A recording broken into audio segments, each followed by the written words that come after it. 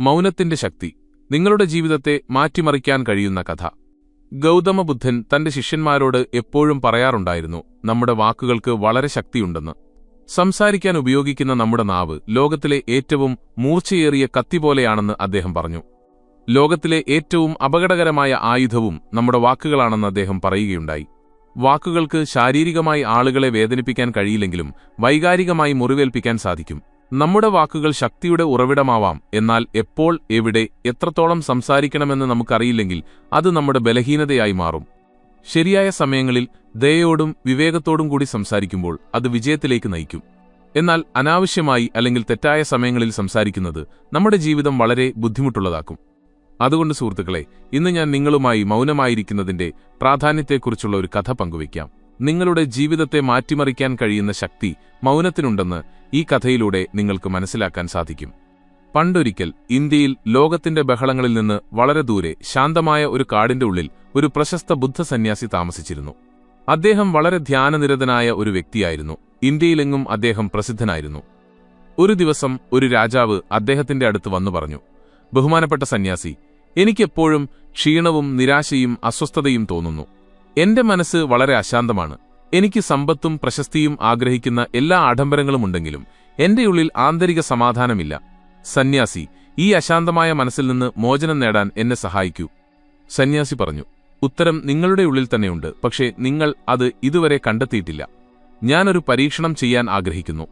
നിങ്ങൾക്കതിന് താൽപ്പര്യമുണ്ടോ? ഈ പരീക്ഷണത്തിന് ശേഷം നിങ്ങളുടെ ജീവിതത്തിൽ അസ്വസ്ഥതകളും വിഷമങ്ങളും ഉണ്ടാകില്ല. ഇതൊക്കെ കേട്ടപ്പോൾ രാജാവിന് കൂടുതൽ വിഷമമായി. എങ്കിലും എന്തു ചെയ്യണമെന്ന് സന്യാസിയോട് ചോദിച്ചു. എന്റെ മനസ്സമാധാനത്തിനായി ഞാൻ എന്തും ചെയ്യാൻ തയ്യാറാണ്.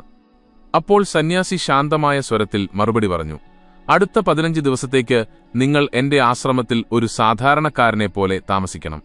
ഈ 15 ദിവസവും നിങ്ങൾ തനിച്ചിരുന്ന് മൗനം പാലിക്കുകയും കഴിയുന്നത്ര കുറച്ചുമാത്രം സംസാരിക്കുകയും ചെയ്യണം. രാജാവ് സന്യാസിയുടെ നിർദ്ദേശം അംഗീകരിച്ചു. ആദ്യ ദിവസം തന്റെ മനസ്സ് പതിവിലും കൂടുതൽ അസ്വസ്ഥമായിരിക്കുന്നതായി രാജാവ് ശ്രദ്ധിച്ചു. നിരവധി ചോദ്യങ്ങളും ചിന്തകളും മനസ്സിൽ വന്നുകൊണ്ടിരുന്നു. മറ്റെല്ലാവരെയും പോലെ ലളിതമായ ജീവിതം നയിക്കുന്നത് അദ്ദേഹത്തിന് അസ്വസ്ഥതയുണ്ടാക്കി. സംസാരിക്കാൻ തീവ്രമായി ആഗ്രഹിച്ചെങ്കിലും ആ പ്രേരണയെ ചെറുത്ത് അദ്ദേഹം പൂർണ്ണമായും മൗനമായി ശാന്തമായിരുന്നു. എന്നാൽ രാത്രിയായപ്പോൾ അദ്ദേഹത്തിന് അപ്രതീക്ഷിതമായ ശാന്തതയും സന്തോഷവും അനുഭവപ്പെടാൻ തുടങ്ങി. ഈ അനുഭവം അദ്ദേഹത്തെ അമ്പരപ്പിച്ചു. കാരണം തന്റെ അസ്വസ്ഥത എങ്ങനെയാണ് മാഞ്ഞു പോകുന്നതെന്ന് അദ്ദേഹത്തിന് മനസ്സിലാക്കാൻ കഴിഞ്ഞില്ല. അടുത്ത ദിവസം രാജാവ് തനിച്ചുള്ള സമയം തുടർന്നു. പ്രകൃതിയെ, പൂക്കളെ, ചെടികളെ, ആകാശത്തിലെ പക്ഷികളെ അദ്ദേഹം ശ്രദ്ധിച്ചു. ആദ്യമായിട്ടാണ് തനിക്ക് ചുറ്റുമുള്ള പ്രകൃതിയുടെ സൗന്ദര്യത്തെ അദ്ദേഹം ശരിക്കും വിലമതിച്ചത്. തനിക്ക് ചുറ്റുമുള്ള പ്രകൃതിയുമായി അദ്ദേഹത്തിന് ബന്ധപ്പെടാൻ കഴിഞ്ഞു. 10 ദിവസങ്ങൾ കടന്നുപോയി. അദ്ദേഹത്തിന്റെ മനസ്സിലെ എല്ലാ ആന്തരിക അസ്വസ്ഥതകളും കുഴപ്പങ്ങളും ക്രമേണ അപ്രത്യക്ഷമായി.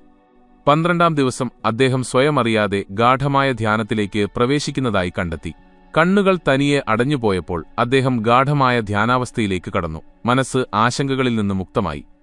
അവസാന 3 ദിവസങ്ങൾ ഗാഢമായ ധ്യാനത്തിൽ ചെലവഴിച്ച ശേഷം രാജാവ് ബുദ്ധസന്യാസിയെ സമീപിച്ചു പറഞ്ഞു, ബഹുമാനപ്പെട്ട സന്യാസി, എന്റെ മനസ്സ് എന്തുകൊണ്ടാണ് ഇത്രയധികം അസ്വസ്ഥമായിരുന്നതെന്ന് ഞാൻ കണ്ടെത്തി. തന്റെ ശ്രദ്ധ മാറ്റിയ, പ്രശ്നങ്ങളുണ്ടാക്കിയ മനസ്സിന്റെ കാരണം കണ്ടെത്തിയെന്ന് രാജാവ് വിശദീകരിച്ചപ്പോൾ സന്യാസി ചോദിച്ചു, നിങ്ങൾ പഠിച്ചതെന്താണെന്ന് എന്നോട് ദയവായി പങ്കുവയ്ക്കുക. രാജാവ് മറുപടി പറഞ്ഞു, ഞാൻ അമിതമായി സംസാരിക്കാറുണ്ടായിരുന്നു. ആളുകളെക്കുറിച്ച് നെഗറ്റീവായി ചിന്തിച്ചുകൊണ്ട് ഒരുപാട് ഊർജ്ജം പാഴാക്കിയിരുന്നു.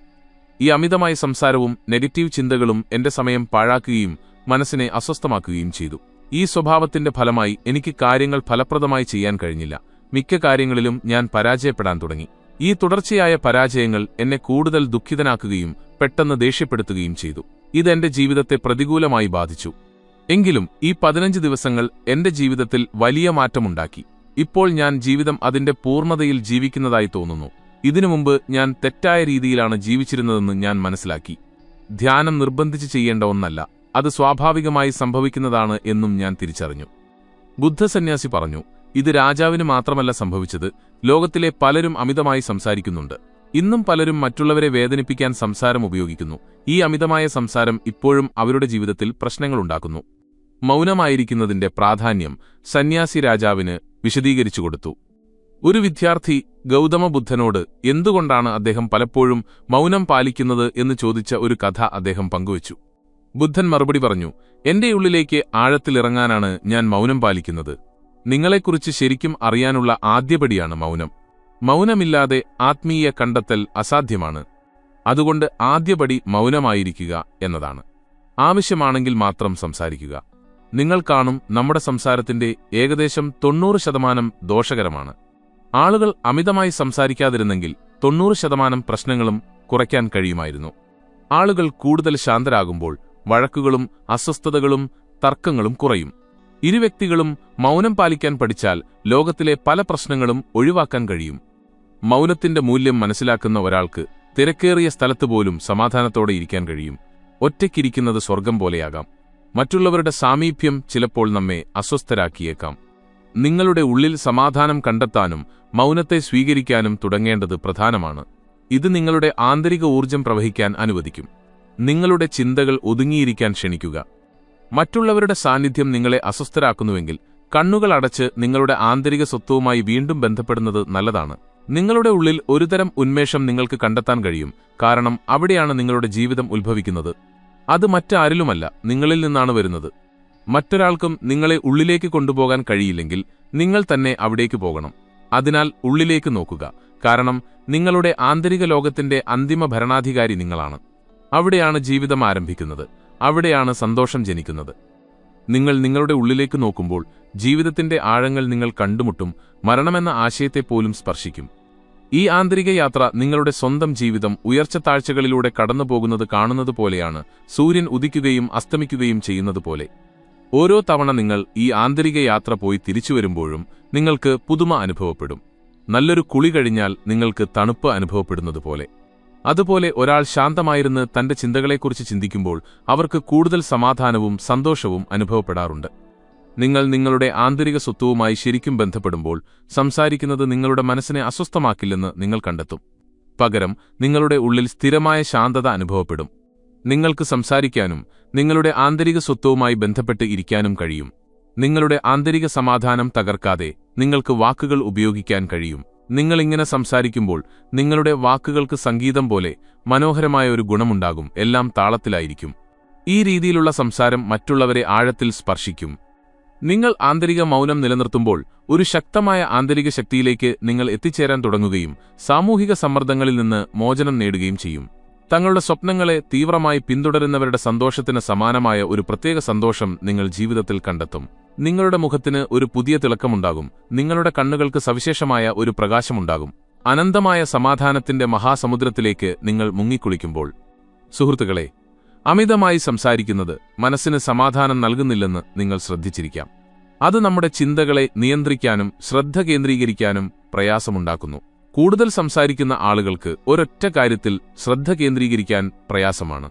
ഇതുകാരണം അവർക്ക് തങ്ങളുടെ ലക്ഷ്യങ്ങളിൽ പൂർണ്ണ ശ്രദ്ധ നൽകാൻ കഴിയുന്നില്ല. പലപ്പോഴും ജീവിതത്തിന്റെ യഥാർത്ഥ അർത്ഥം മനസ്സിലാക്കുന്നതിൽ പരാജയപ്പെടുന്നു. ഇത് അവരുടെ ആഗ്രഹങ്ങൾ നേടുന്നത് കൂടുതൽ ബുദ്ധിമുട്ടാക്കുന്നു. കൂടാതെ അമിതമായി സംസാരിക്കുന്നവരെ മറ്റുള്ളവർ ചിലപ്പോൾ പരിഹസിക്കാറുണ്ടെന്നും, എന്നാൽ കുറച്ച് സംസാരിക്കുകയും വാക്കുകളിൽ ഉറച്ചുനിൽക്കുകയും ചെയ്യുന്നവർക്ക് മറ്റുള്ളവരിൽ നിന്ന് ബഹുമാനം നേടാൻ കഴിയുമെന്നും നിങ്ങൾ ശ്രദ്ധിച്ചിരിക്കാം. കാരണം ആളുകൾ ഒരാൾ പറയുന്നത് ശ്രദ്ധിക്കുകയും അവരുടെ വാക്കുകളെ വിശ്വസിക്കുകയും ചെയ്യുന്നു. എങ്കിലും അസ്വസ്ഥമായ മനസ്സുള്ള ഒരാൾക്ക് വിജയിക്കാൻ പ്രയാസമാണ്. കാരണം അവർക്ക് അവരുടെ ജോലിയിൽ യഥാർത്ഥ താൽപര്യം കുറവായിരിക്കും. എപ്പോൾ എവിടെ എന്തു പറയണമെന്ന് അറിയുന്നതിലാണ് യഥാർത്ഥ ബുദ്ധി. ഈ കഴിവ് വികസിപ്പിക്കുന്നവർ വിവിധ സാഹചര്യങ്ങളിൽ വിജയിക്കാൻ സാധ്യതയുണ്ട്. കുറച്ച് സംസാരിക്കുന്ന ഒരാൾ പലപ്പോഴും ശ്രദ്ധാകേന്ദ്രമാവുകയും വിവിധ കാര്യങ്ങളിൽ വിജയം നേടുകയും ചെയ്യുന്നു. നമ്മൾ മഹാന്മാരുടെ ഗുണങ്ങൾ നിരീക്ഷിക്കുമ്പോൾ അവർ കുറഞ്ഞ വാക്കുകൾ ഉപയോഗിക്കുകയും അവർ പറയുന്നത് ശ്രദ്ധയോടെ പരിഗണിക്കുകയും ചെയ്യുന്നുണ്ടെന്ന് കാണാം. ഇത് അവരുടെ വിജയത്തിന് കാരണമാകുന്നു. ഇതിന് വിപരീതമായി അമിതമായി സംസാരിക്കുന്ന പലരുമുണ്ട്. അവർ പലപ്പോഴും സത്യസന്ധതയില്ലാത്ത കാര്യങ്ങൾ പറയുകയും മറ്റുള്ളവരെക്കുറിച്ച് നെഗറ്റീവുകൾ പ്രചരിപ്പിക്കുകയും ചെയ്യുന്നു. ഇത് ബന്ധങ്ങളെയും പ്രശസ്തിയെയും നശിപ്പിക്കും. അതുകൊണ്ടാണ് അടുപ്പമുള്ള ആളുകൾ പോലും അവരെ ഒഴിവാക്കാൻ ശ്രമിക്കുന്നത്. വിവിധ സംസ്കാരങ്ങളിലെ പുരാതന ഗ്രന്ഥങ്ങളിൽ നമ്മുടെ വാക്കുകൾ നമ്മുടെ വിശ്വാസങ്ങളെയും മൂല്യങ്ങളെയും എങ്ങനെ പ്രതിഫലിപ്പിക്കുന്നു എന്ന് പറയാറുണ്ട്. മൗനം നമ്മെ ക്ഷമയുള്ളവരാകാൻ സഹായിക്കുന്നു. ഇത് നമ്മെ കൂടുതൽ ബോധവാന്മാരാക്കുന്നു. ധ്യാനം നമ്മെക്കുറിച്ച് നന്നായി മനസ്സിലാക്കാൻ സഹായിക്കും. അതുകൊണ്ട് എന്റെ സുഹൃത്തുക്കളെ, നിങ്ങൾ ദിവസവും കുറഞ്ഞത് 20 മിനിറ്റെങ്കിലും ഒറ്റയ്ക്ക് ശാന്തമായി ചെലവഴിക്കാൻ ഞാൻ നിർദ്ദേശിക്കുന്നു. ഇത് നിങ്ങളുടെ ജീവിതത്തിൽ വലിയ നല്ല മാറ്റങ്ങൾ കൊണ്ടുവരും.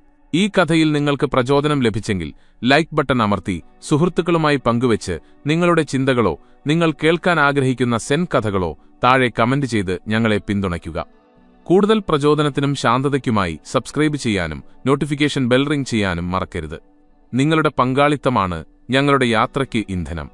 വിവേകത്തിന്റെയും ജ്ഞാനത്തിന്റെയും ഈ പാതയിൽ ഞങ്ങളോടൊപ്പം നടന്നതിന് നന്ദി.